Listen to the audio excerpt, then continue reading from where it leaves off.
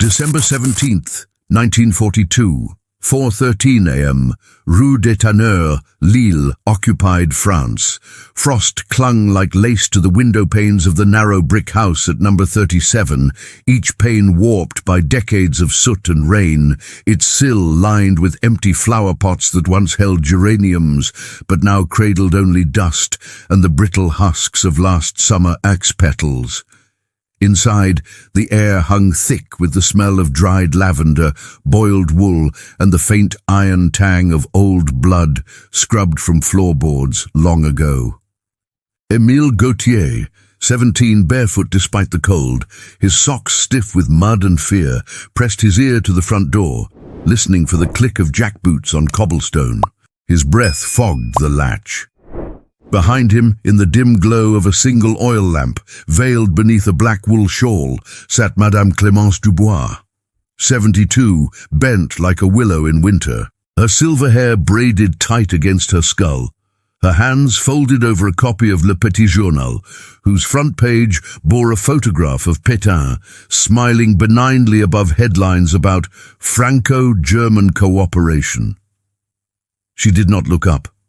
Her eyes stayed fixed on the ink-smudged columns, but her fingers moved, not turning pages, not adjusting her spectacles, but tracing the rhythm of something else.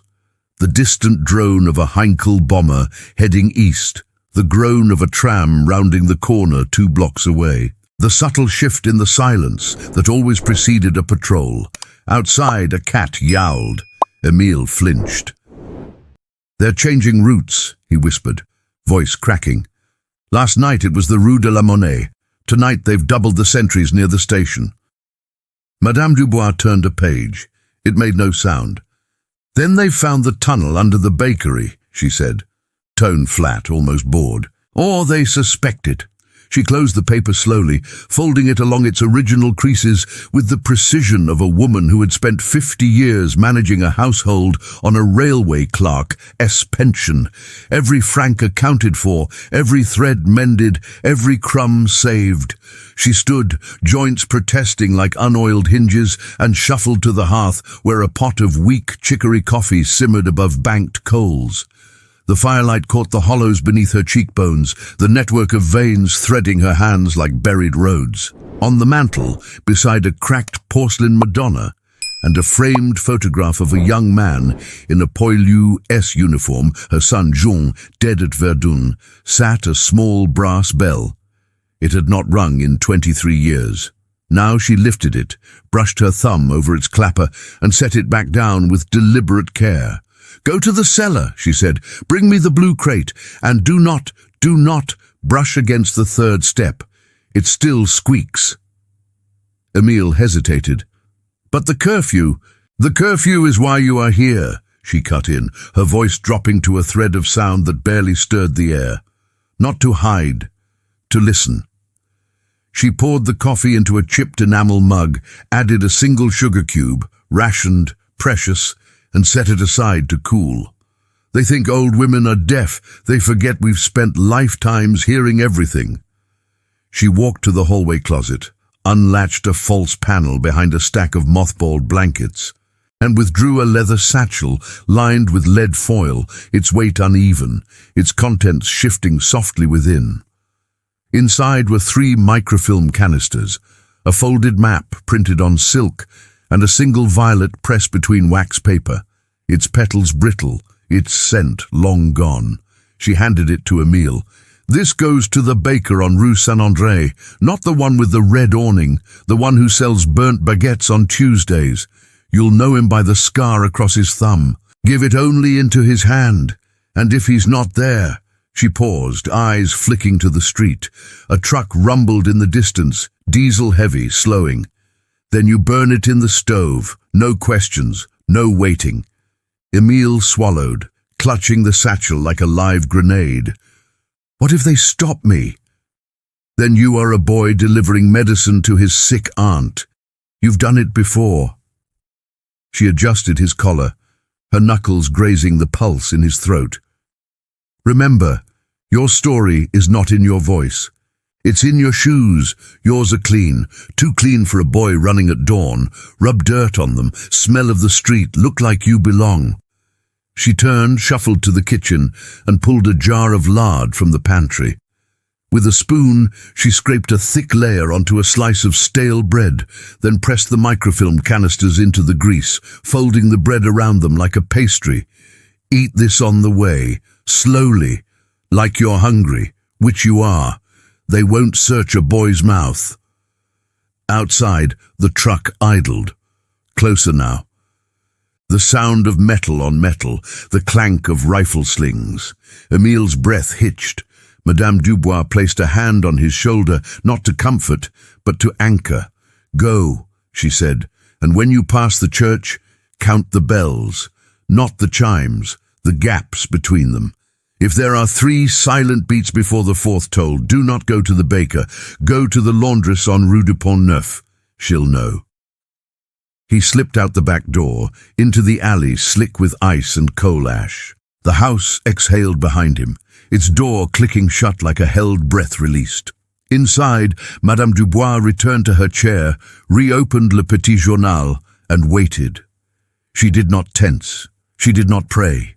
She simply sat, her eyes on the page, her ears tuned to the frequency of danger, a frequency she had learned not in war, but in widowhood, the art of hearing what is not said, of seeing what is hidden in plain sight.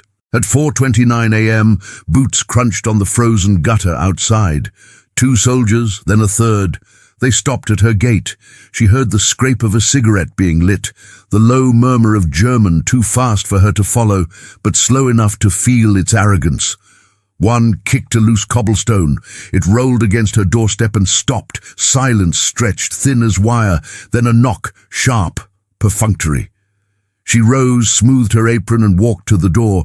When she opened it, the cold rushed in like an accusation. The youngest soldier, barely older than Emile, stared at her with eyes red from lack of sleep. "Papers," he said in broken French. She handed them over without a word. He scanned them, frowned at the pensioner's stamp, glanced past her into the dark hallway. Alone. Since 1918. He handed back the papers, nodded curtly and turned away. But as he did, his boot caught the edge of the welcome mat, hand-woven, faded, bearing the words "Bienvenue" in threadbare script. Beneath it, almost invisible, was a chalk mark, a small V drawn in white, fresh, less than an hour old. The soldier paused, looked down, looked back at her. Madame Dubois met his gaze, her face a mask of weary indifference.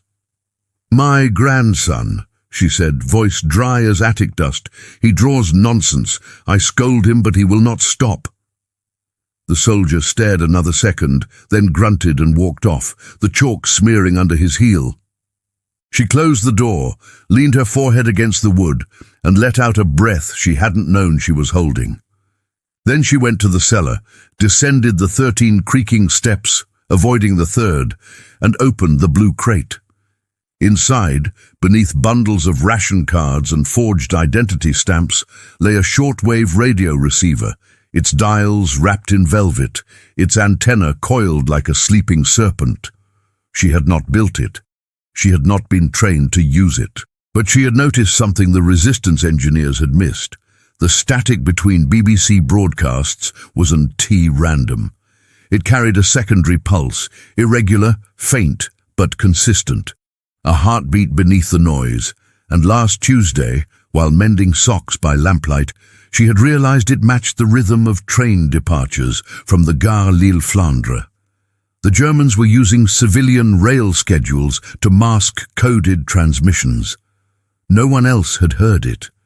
They were listening for voices. She had been listening for silence.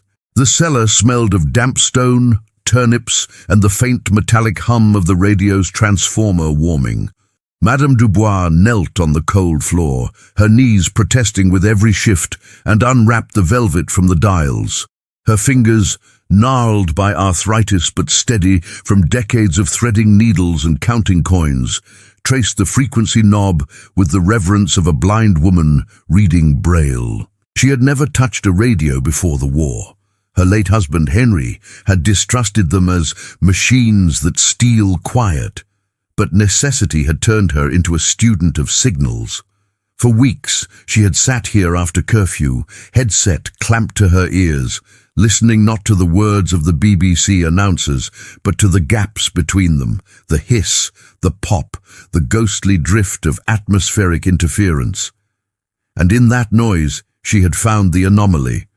It began on November 3rd, 1942, 2 days after Operation Torch launched in North Africa, when the static between 9:47 and 9:48 p.m. developed a rhythmic stutter, a 3-beat pause, followed by a soft rise in pitch like a sigh held too long.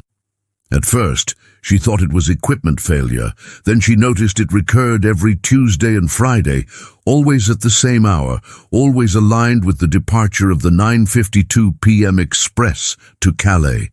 She marked the times in the margins of her grocery ledger beside entries for lentils and soap using shorthand only she understood, a dot for silence, a dash for tone, a wavy line for distortion.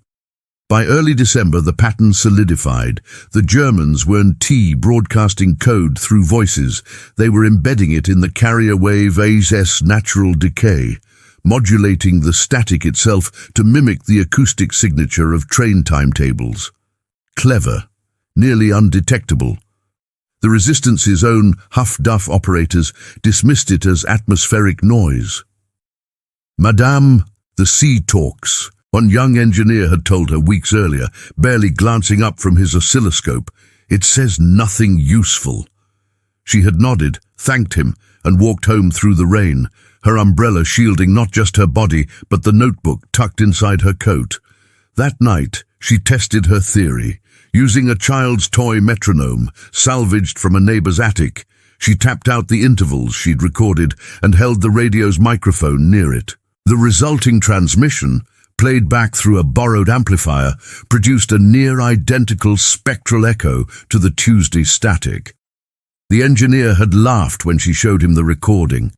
"You're hearing ghosts," he said. "Trains don't talk to radios."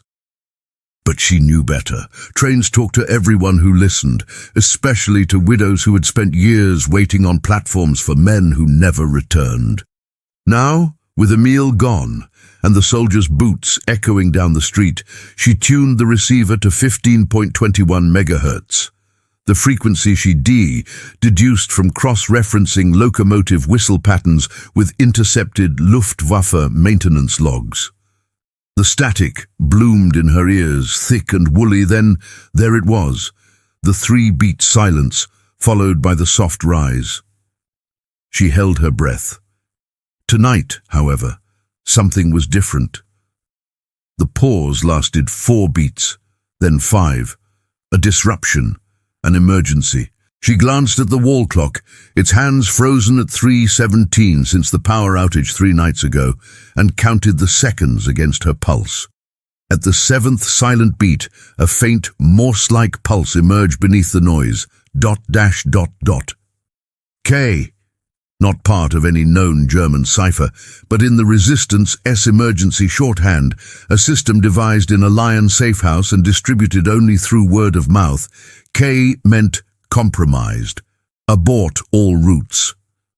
Her stomach tightened. Emile was heading straight into a trap. She rose, joints cracking, and climbed the stairs with urgent slowness, careful not to rattle the loose banister. In the kitchen, she struck a match, lit the stove, and dropped the violet from Emile's satchel into the flame. The petals blackened instantly, curling inward like a fist. She couldn't warn him, not without a transmitter, not without risking the entire network. But she could act. She walked to the hallway, removed the false panel again, and retrieved a second satchel, this one lined with rubber, waterproof, smelling faintly of cod liver oil. Inside lay a collapsible aerial, a hand-crank dynamo, and a notebook filled not with codes, but with train schedules, streetcar routes, and the daily habits of every German officer stationed in Lille. She had compiled it over 18 months, disguised as a harmless old woman visiting the post office, the market, the municipal baths. She knew which Commandant clerk left his office window open on Thursdays, which sentry dozed off at 2 a.m., which bakery delivered rye loaves containing hollowed-out compartments for microfilm. Knowledge was her arsenal, observation her ammunition. At 5:03 a.m., the church bells began to toll, matins. 1, 2, 3, then silence. 4 beats of quiet before the next chime, her signal. Rue Saint-André was compromised. She tied her scarf tighter, pulled on worn galoshes, and slipped out the back door, the rubber satchel slung across her shoulder like a market bag. The streets were still dark, the curfew in effect, but old women were invisible. They fetched medicine. They walked dogs that didn't exist. They mourned in public with dignity.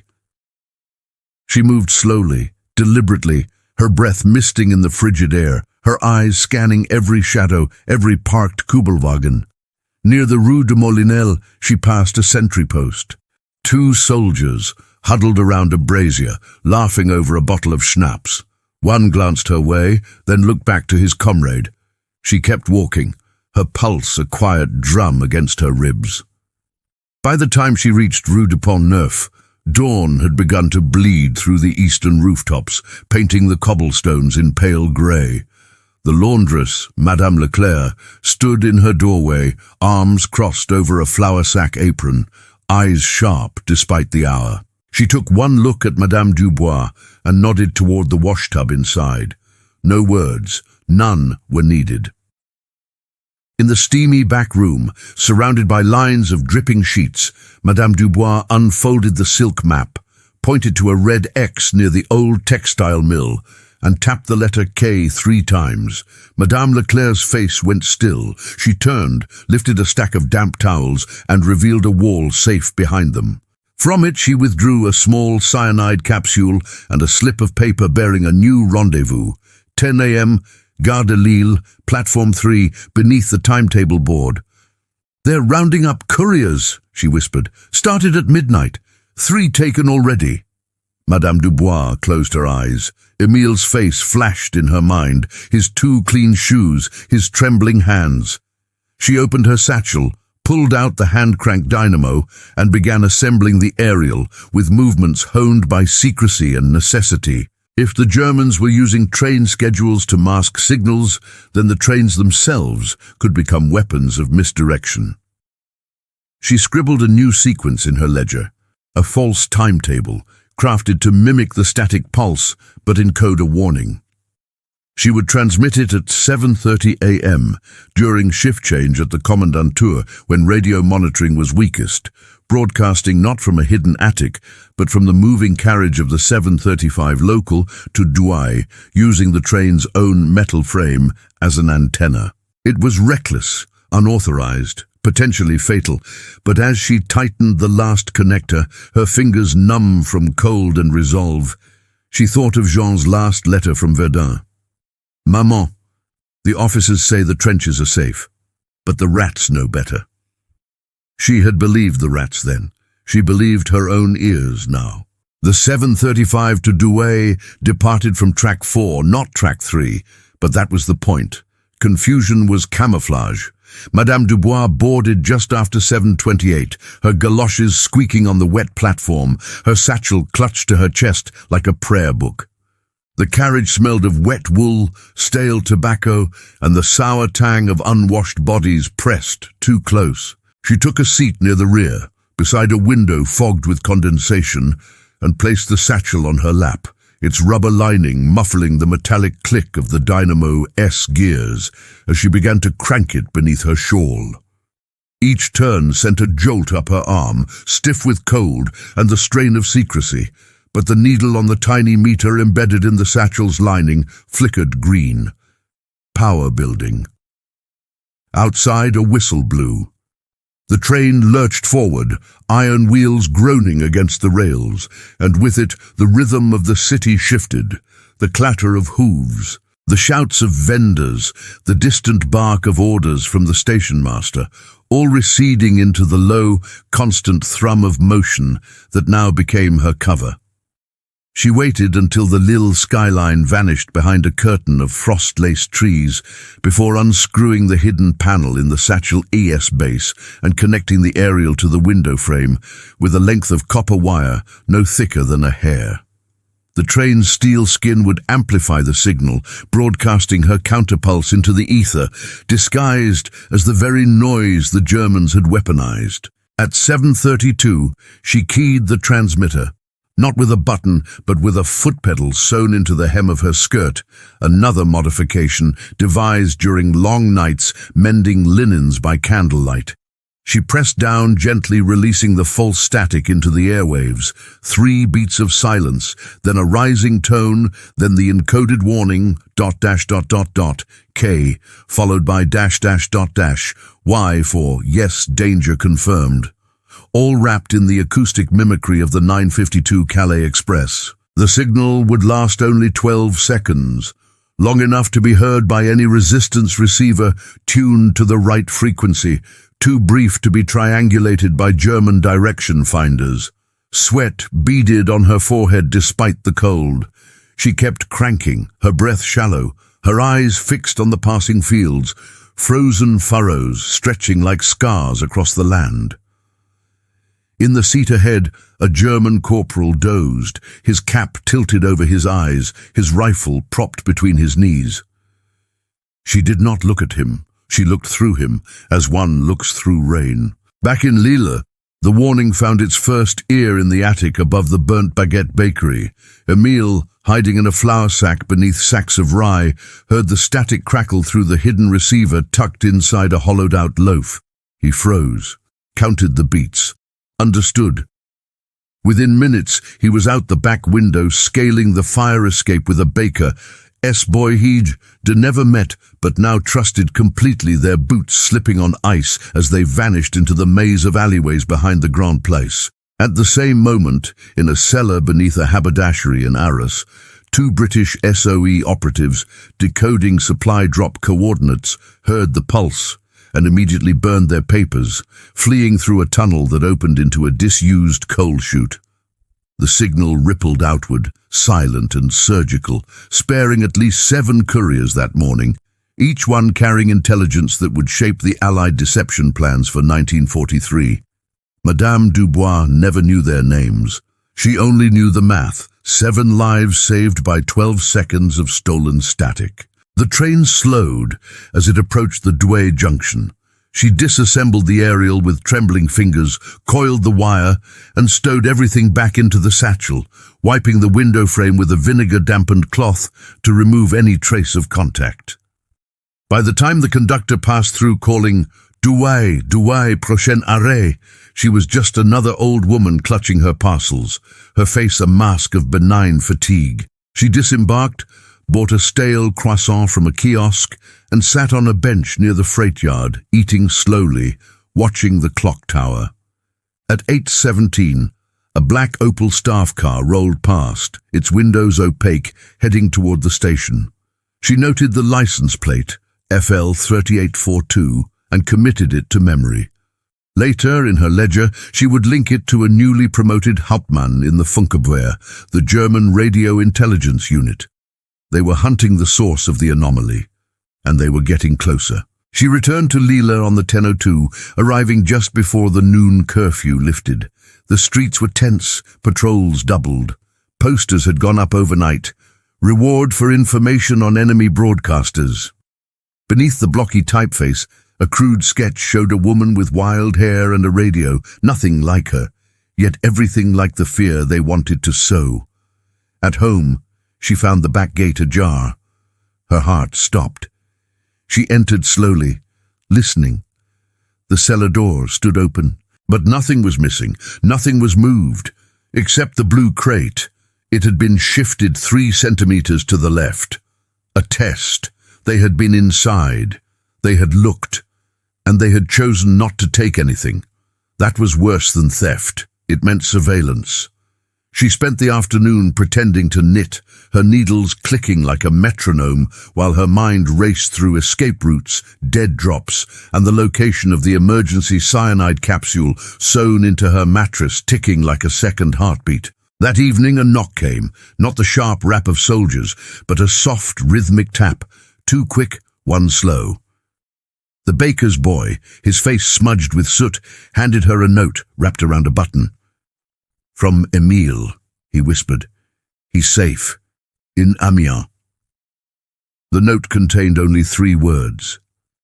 "Thank you, grandmother." She burned it in the stove, then sat by the cold hearth, staring at the empty spaces between the bricks. For the first time in months, doubt crept in. Not about her discovery, but about her survival. The Germans weren't just listening for signals. They were watching for patterns in human behavior, and she had become predictable, the old widow who walked the same route, bought the same bread, visited the same post office on Tuesdays. She needed to break pattern, to become noise, not signal. The next morning, she did not go to the market. Instead, she walked to the cemetery on Rue de l'Hospice, where Henri and Jean lay side by side beneath matching crosses of lichen-stained stone. She knelt, brushed snow from the names, and placed a single sprig of holly on each grave. Then, from her coat pocket, she withdrew a small brass gear salvaged from a broken clock and pressed it into the frozen earth between the 2 markers. It was a marker of her own, a signal not for the living, but for herself. If she were taken, if her house were raided again, this would be her final dead drop. A place where no one would think to look, because grief was considered useless, sentimental, irrelevant to war. But in that space between 2 graves, she had buried the key to everything: the master frequency list, the train modulation algorithm, the names of every safe house from Lille to Lyon, all written on rice paper, sealed in a film canister wrapped in waxed linen. She covered it with soil, stamped it flat, and walked away, her boots leaving no trace in the fresh snow. Back home, she dismantled the shortwave receiver piece by piece, melting the solder joints over a candle, burying the capacitors in the flower pots on her windowsill, dissolving the circuit board in a jar of vinegar and salt. The radio was gone, but the knowledge remained, in her hands, in her ears, in the quiet arithmetic of observation.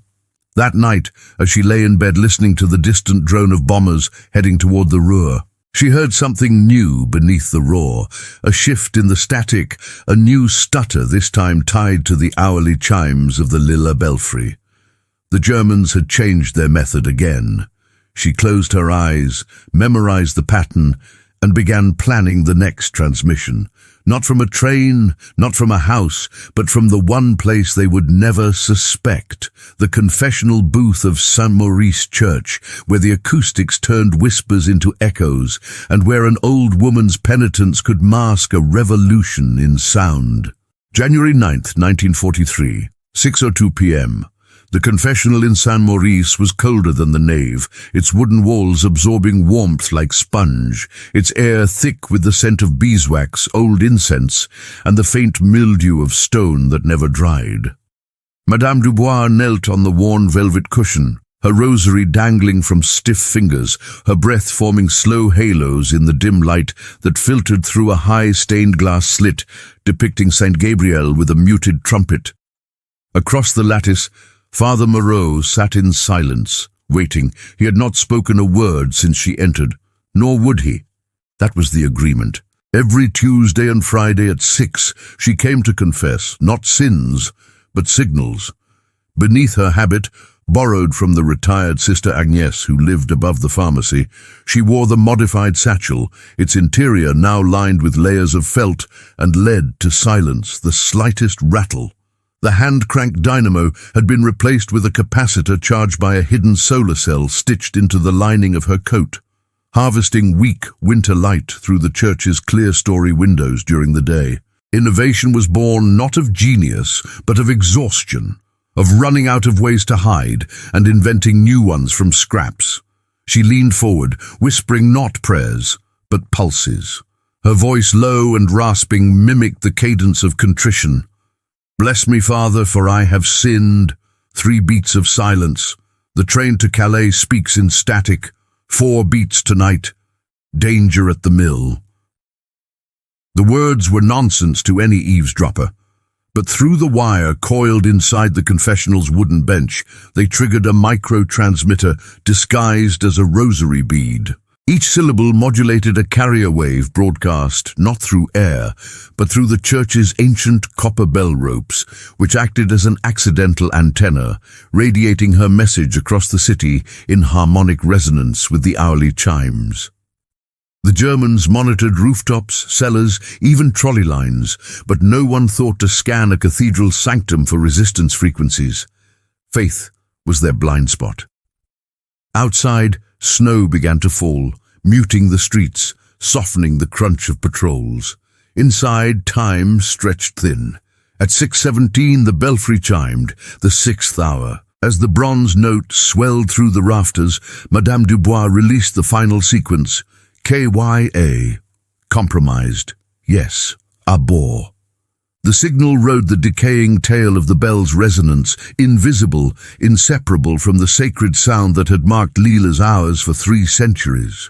In a garret above the Rue Nationale, a young wireless operator heard it crackle through his earphones and immediately smashed his receiver with a hammer, then disappeared into the sewers with a satchel of forged papers. In a farmhouse near Lens, a Canadian airman hiding in a hayloft received the warning via a relayed pigeon message and fled before dawn, evading a sweep that netted 2 other evaders minutes later. The system worked, not because it was perfect, but because it was human, fragile, improvised, and rooted in the mundane rhythms of occupied life. But the enemy adapted. On January 14th, German engineers installed a new array of direction-finding vans along the boulevards, their rotating loops scanning the spectrum with increasing precision. They began correlating anomalous signals, not just with trains or clocks, but with public gatherings, markets, funerals, church services. Madame Dubois sensed the shift. Patrols lingered longer near Saint-Maurice. A new sentry stood across the square, his eyes not on the doors, but on the bell tower. She stopped attending Mass. The transmissions ceased. For 10 days, the network went dark, a silence more dangerous than static. Then, on January 25th, a coded bulletin arrived via a milkman's thermos. Belfry compromised. New method required? She read it over her morning chicory, her hands steady, her mind already turning. She spent that afternoon in the municipal library, ostensibly researching genealogy, actually studying acoustic engineering textbooks left over from the pre-war era. In a 1927 treatise on urban soundscapes, she found it, The Principle of Structural Resonance, how vibrations travel through buildings via pipes, wires, and load-bearing walls. The city itself was an instrument, and she knew its notes. That night, she walked the perimeter of the old textile factory on Rue Faidherbe, listening. Beneath the hum of the idle generators, she heard it, the low-frequency thrum of the city's steam-heating network, pulsing through underground conduits like a slow, metallic heartbeat. The system ran beneath every district, fed by a central boiler plant guarded only by a night watchman who drank himself to sleep by 9. If she could tap into the steam pipes, she could modulate pressure fluctuations to carry coded pulses, inaudible to human ears, undetectable by standard radio scanners, transmitted not through air, but through the bones of the city itself. It took 3 nights to install the tap, a brass valve fitted to a junction box in the alley behind her house, connected to a foot pedal bellows hidden beneath her kitchen floorboards. She rehearsed the sequences using steam from her kettle, adjusting the pressure until the pulses matched the rhythm of the old tram timetable, a cover even the Germans would recognize as harmless nostalgia. On February 2nd, she sent her first steam-encoded message. Safe house, Rue des Bois active, drop at Baker's 0800. The confirmation came 12 hours later, not by radio, but by a single white feather tucked into her morning milk bottle, the signal that the drop had been collected. The system was live, and it was silent, but silence attracts attention in its own way. On February 10th, two Feldgendarmerie officers arrived at her door, polite but probing. They asked about her son, her husband, her routines. They admired her tidy garden, noted the absence of a radio, complimented her knitting. One lingered by the kitchen window, his eyes scanning the alley. He saw nothing, only flower pots, a broom, a rusted rain barrel. What he did not see was the thin copper tube snaking from the basement into the storm drain, carrying pulses of pressurized steam into the city's veins. They left with smiles and stiff bows. She knew they would return. That evening, she received word that Emile had crossed into Spain, safe, bound for Gibraltar. She allowed herself 1 cup of real coffee, hoarded since 1940, and drank it black, staring at the photograph of Jean. Then she went to the cellar and began modifying the steam system, adding a failsafe. If the pressure dropped suddenly, indicating a breach, the bellows would flood with vinegar, corroding the valve shut within seconds. It was crude. It was brilliant. It was all she had. On February 18th, the first Allied bombing raid of the year struck the Lille freight yards. As the sky lit up with flares and anti-aircraft tracers, Madame Dubois stood at her window, not watching the explosions, but listening to the steam pipes. Amid the chaos, she heard a new signal, not from the resistance, but from the Germans. A rapid series of high-pressure bursts moving eastward. They were using the same network. They had discovered the conduit, not her tap, but the principle. And if they were using it, they would soon map its entire path. She had not just built a channel, she had revealed a highway. The innovation that saved lives now endangered them all. She spent the night calculating. At dawn, she made her decision. She would not dismantle the system, she would weaponize it. That morning, she transmitted a false steam sequence mimicking a high-priority German dispatch. Convoy delay, route change, use Rue de la Gare at 1400. In truth, no convoy was scheduled, but she knew the local Abwehr unit had been planning a prisoner transfer that afternoon. They would reroute straight into an ambush set by the FTP fighters who had been tipped off through a separate, unconnected channel. She was playing both sides of the silence, using the enemy's own discovery against them. At 2:03 p.m., gunshots echoed from the eastern quarter, screams, then silence. By dusk, word spread. 6 German soldiers dead, 3 prisoners freed, the Abwehr commander wounded. The steam network had delivered not just a message, but a trap. And Madame Dubois, alone in her kitchen stirring a pot of turnip soup, felt no triumph. Only the cold certainty that the noose was tightening. They would trace the false signal, not to her house, but to the steam junction, and from there to her alley. She had days, perhaps hours, yet she did not flee. She sat at her table, opened her ledger, and began drafting a new sequence, one that would broadcast not through steam, not through bells, not through trains, but through the one medium no occupier could silence or control. The human voice, carried from ear to ear, memory to memory, like a lullaby passed through generations. The final transmission would not be technical, it would be oral, and it would outlive her. February 27th, 1943, 3:48 a.m. The knock came not at the front door, but at the cellar hatch. 3 soft raps, then 2. The old signal from Henri's railway days, a pattern no German would know. Madame Dubois rose from her chair without haste, tucked her ledger into the false bottom of a flour bin, and descended the stairs, her breath steady despite the cold gnawing at her bones. She opened the hatch to find not a soldier, but a boy. No older than 14, soot-streaked, eyes wide, with the kind of terror that had long since burned away in her. He thrust a folded note into her hand and vanished into the alley before she could speak. The paper bore only a time and a name, Tenneschow, Sister Agnès. She knew what it meant. The net had closed. The steam conduit had been traced to within 2 blocks. They would raid the alley at dawn. She did not waste a second. From beneath the cellar floorboards, she retrieved a small cedar box lined with oilcloth. Inside, a final set of instructions written on onion skin, a vial of potassium cyanide, and a lock of Jean's hair tied with blue thread. She tied the box to her waist beneath her layers, then carried the blue crate to the hearth. One by one, she fed its contents to the flames.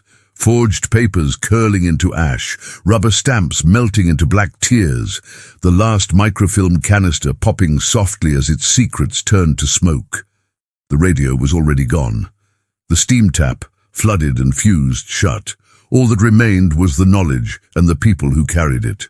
At 6 a.m., wrapped in her thickest coat, she walked to the pharmacy on Rue des Arts, where Sister Agnès handed her a package labeled Laudanum for Neuralgia. Inside was not medicine, but a child's music box, its mechanism replaced with a tiny gramophone needle and a spool of wire-thin acetate.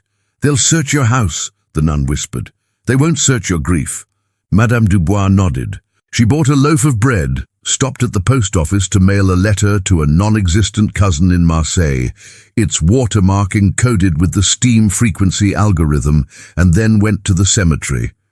There, between Henri's and Jean's graves, she dug with her hands until she reached the brass gear. She placed the cedar box beside it, covered both with soil, and laid a single sprig of lavender on the surface, a signal to those who knew to look. The raid came at 9:17 a.m. 4 Feldgendarmerie, 2 Abwehr officers, a radio detection van idling at the curb.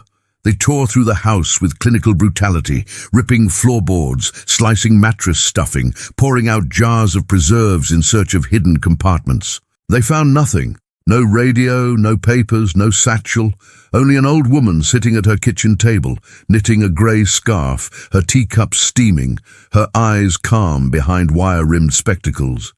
The lead officer, a Hauptmann with a scar across his jaw, studied her for a long moment. "You helped them," he said in precise French, "the broadcasters."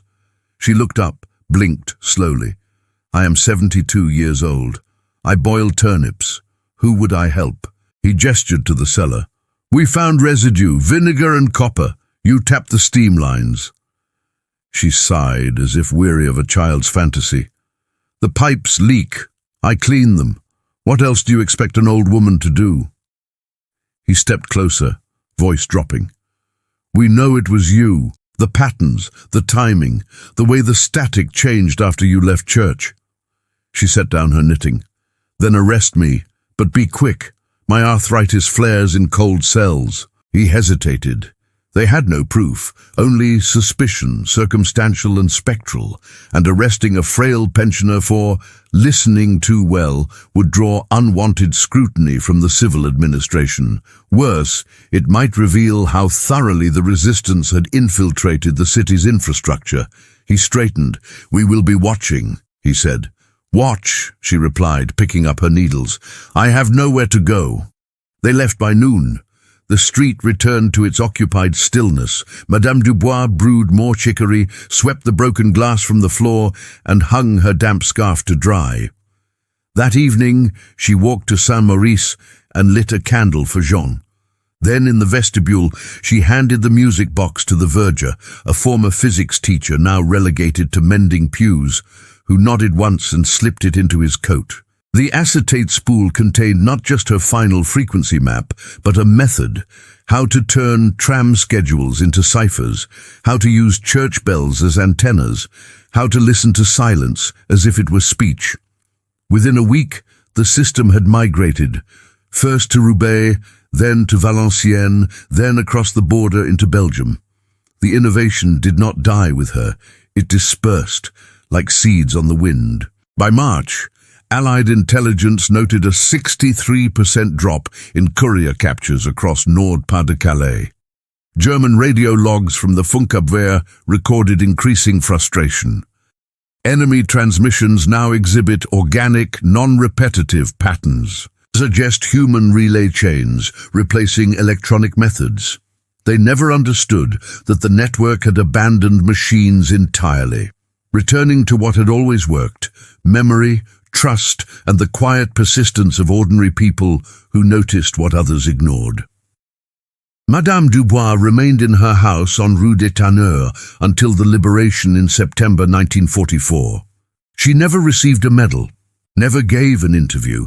When British officers came asking about the Lille signal widow, she claimed ignorance. "There were many old women," she said. "All of us listened. None of us spoke."